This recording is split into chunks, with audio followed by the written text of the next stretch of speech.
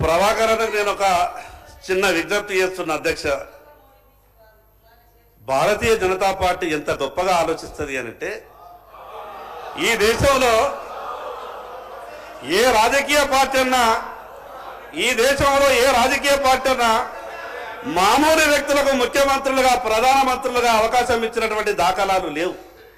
ఈరోజు ఛాయ్ అమ్ముకున్నటువంటి బీసీని దేశ ప్రధానమంత్రిగా మూడవసారి చేసినటువంటి ఘనత భారతీయ జనతా పార్టీది అధ్యక్ష. నేనేమంటున్నానంటే, దేశ రాజకీయాల గురించి ఈ అసెంబ్లీలో చర్చ పెట్టే కన్నా సార్, ఇప్పుడు మా సోదరులు ప్రభాకర్ గారు చెప్పినట్టు ప్రత్యక్షంగా కనబడతా ఉన్నారు. బలహీన వర్గానికి సంబంధించిన నాయకుడు ప్రసంగం చేస్తూ ఉన్నాడు. సరే, ఈ సందర్భం వారు ముందు సీట్లు వస్తారని ఆశించినాం అధ్యక్ష. సరే, అంతపూర్వకం బీజేపీ రాష్ట్ర అధ్యక్షుడు ఒక బలహీన వర్గాలకు సంబంధించిన మరి బండి సంజయ్ గారు ఉండే. ఎవరు తీసింది అధ్యక్ష? కాంగ్రెస్ పార్టీ వచ్చి తీసింది అధ్యక్ష. ఈరోజు బలహీన వర్గాలకు సంబంధించిన కేంద్ర మంత్రిగా ఉండే బండారు దత్తాత్రేయ గారు ఏమైంది అధ్యక్ష?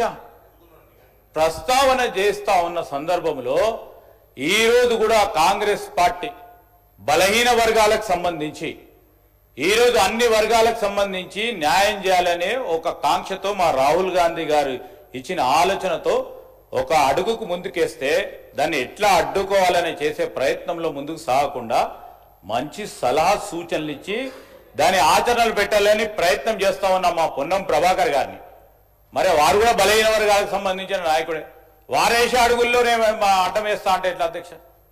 దయచేసి మా సోదరులను కోరుతా ఉన్నాం. ఆదిలాబాద్కు సంబంధించిన శాసనసభ్యులని చాలా బాగా మాట్లాడతారు అధ్యక్ష శాసనసభలో. మరి వారు ఇంకా ఎదగాలని ఆలోచన చేస్తాం. మేము ఒక బలహీన వర్గాల నాయకుడిగా ఇంకా ఎదగాలి, ఇంకా ముందుకు నడవాలి, ముందు మంచి ఆలోచనలు చేయాలి.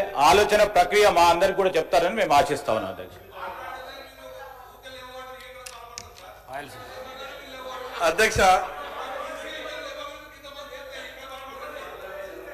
అధ్యక్ష, నేను మొదటిసారిగా ఎన్నికైనటువంటి శాసనసభ్యుని. దయచేసి నేనేమైనా తప్పులు మాట్లాడితే దాన్ని సవరించుండ్రి. మీ ద్వారా ప్రభుత్వానికి ఒక విషయం చెప్పదలుచుకున్నాం. సరే, ఎన్నికల సమయంలో రాజకీయ ప్రసంగాలు, ఓటర్లను ఆకర్షించడానికి రకరకాల వ్యవహారాలు అవి సహజంగా జరుగుతున్నాయి. కానీ నేనేమంటున్నానంటే, ప్రజలు మీకు అధికారం ఇచ్చిండ్రు. ఈరోజు అధికారం ఇచ్చిన తర్వాత కూడా మీరు తప్పించుకునే ప్రయత్నం చేస్తే ప్రజలు క్షమించరు. అధ్యక్ష, ఎంత అన్యాయం ఉన్నదంటే మీకు చెప్తా. 2014 కన్నా ముందు మేము అనుకుంటుంటే ఈ సమైక్య ఆంధ్రప్రదేశ్లో బీసీలకు అన్యాయం జరుగుతున్నది, మన రాష్ట్రం మనకొస్తే అన్ని రకాలుగా న్యాయం జరుగుతుందని బాగా ఆశపడ్డాం అధ్యక్ష. ఆశపడమే కాదు అధ్యక్ష, తెలంగాణ ఉద్యమంలో ముందు వరుసలో ఉండి పోరాటం చేసింది బీసీ బిడ్డల అధ్యక్ష. ఇది నేనేదో మాట వరుసకు చెప్తున్నది కాదు.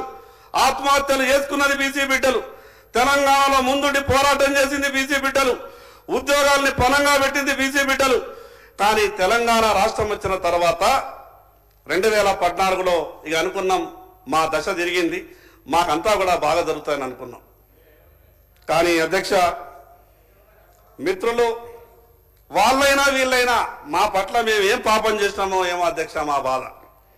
2014లో ఈ తెలంగాణ రాష్ట్రం వచ్చిన తర్వాత ఎంబీసీ అనే కార్పొరేషన్ ఏర్పాటైంది అధ్యక్ష. Most backward class. ఇక మా సోదరులు వాళ్ళు కూడా అనుకోరు ఏంటంటే, బీసీలలో ఇంకా మేము వెనకబడి ఉన్నాం కాబట్టి మన తెలంగాణ మనకు వచ్చింది, ఎంబీసీ అనే కార్పొరేషన్ ఏర్పాటయింది, దానికి సంవత్సరానికి 1000 కోట్లు మీరు హైదరాబాద్కి వస్తే కుల సంఘాలకు మీకు బిల్డింగులు ఇస్తాం, మీ భవిష్యత్తు బాగుంటుంది, మీ పిల్లలు హైదరాబాద్ చూడరా, ఎప్పటిదాకా జిల్లాలో ఉంటారంటే మేమంతా ఉరికురికి ఈ హైదరాబాద్కి వచ్చినాం అధ్యక్ష. హైదరాబాద్కి వచ్చే మీదే సంఘం, మీదే కుల సంఘం, ఇక మీకు 5 ఎకరాలు, ఇక మీకు 3 ఎకరాలు, ఇక మీకు 4 ఎకరాలు. ఇక మేము సంతోషపడ్డాం, జిల్లా హెడ్క్వార్టర్లోనే మాకు కుల సంఘాలు లేవు, ఇక హైదరాబాద్లో ఇచ్చారు, ఇక అయిపోయింది, మా బతుకులన్నీ బాగా అయిపోయినాయని ఇక మేము జిల్లాలకు పోయినాం. మా నాయకులంతా కూడా ప్రచారం చేసిండ్రు, అయిపోయినాయి మన బతుకులన్నీ మారిపోయినాయి, హైదరాబాద్లో మనకు పెద్ద పెద్ద సంఘ భవనం వచ్చిందని. అవి ఏడిస్తారు అధ్యక్ష, మాకు తెలుసా? మాకిచ్చేటి హైదరాబాద్కు 60 కిలోమీటర్ల దూరంలో, 60 కిలోమీటర్లు 70 కిలోమీటర్ల దూరంలో. కానీ మిగతా వాళ్ళకు అభివృద్ధి, ఈ రాష్ట్రానికి ముఖ్యమంత్రులు అయిన వాళ్ళకు, ఈ తెలంగాణ రాష్ట్రాన్ని పరిపాలించిన వాళ్ళకు, భారతదేశ రాజకీయాల్ని ప్రభావితం చేసేటోళ్లకు, వాళ్ళకు హైదరాబాద్లో బంజారా హిల్స్కు దగ్గరిస్తారు అధ్యక్ష. ఇది వివక్ష కాదు అధ్యక్ష? ఆ పార్టీ అయినా ఈ పార్టీ అయినా బీసీల గురించి ఏం ఆలోచిస్తున్నారు అధ్యక్ష? మరి ఎన్ని సంవత్సరాలు ఈ రకమైనటువంటి పరిస్థితులే ఉంటే కేవలం ఎన్నికల సమయంలో మాట్లాడతాం, మిగతా సమయంలో ఈ రకమైనటువంటి దారులు ఎంపుకుంటామంటే మేము ఏ రోజు బాగుపడాలి అధ్యక్ష? అధ్యక్ష, ఈరోజు బీసీల పరిస్థితి అధ్యక్ష, నా నాయ బ్రాహ్మణ సోదరుడు బార్బర్ షాప్ పెట్టుకుంటా అంటే బ్యాంకులు లోన్లు ఇయ్యాయి అధ్యక్ష. నా రజక సోదరుడు ల్యాండ్రీ దుకాణం పెట్టుకుంటామంటే బ్యాంకులు లోన్లు ఇయ్యాయి అధ్యక్ష. కానీ హబీబ్ పెన్షన్ హౌస్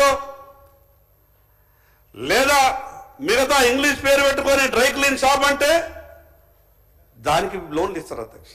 నేనేమంటున్నానంటే, ఒక పక్క కుల వృత్తులను ఆదుకునే విధంగా ప్రభుత్వాలు చర్యలు తీసుకుంటాయి, మేము మీకు అండగా ఉంటాం, మీ అధైర్యపడద్దు, బీసీ కుల వృత్తులని ఆదుకునే బాధ్యత మాది అని గత ప్రభుత్వం మాట్లాడింది, ఈ ప్రభుత్వం కూడా మాట్లాడుతున్నది.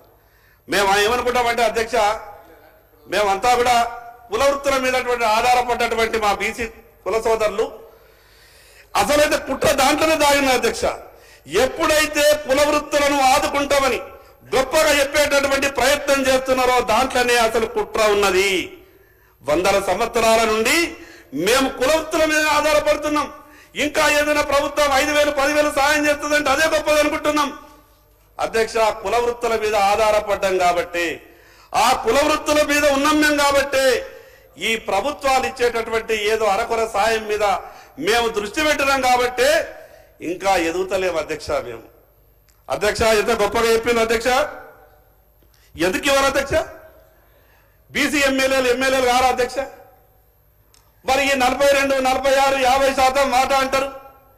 నేను ఈ రోజు ఉన్నటువంటి ప్రభుత్వం కాదు, గతంలో ఉన్నటువంటి ప్రభుత్వం కాదు, ప్రభుత్వాలు ఏవైనా సరే, ఈ రోజు కాంగ్రెస్ ప్రభుత్వం ఉన్నది, రేపు ఇంకో పార్టీ ప్రభుత్వం వస్తుంది.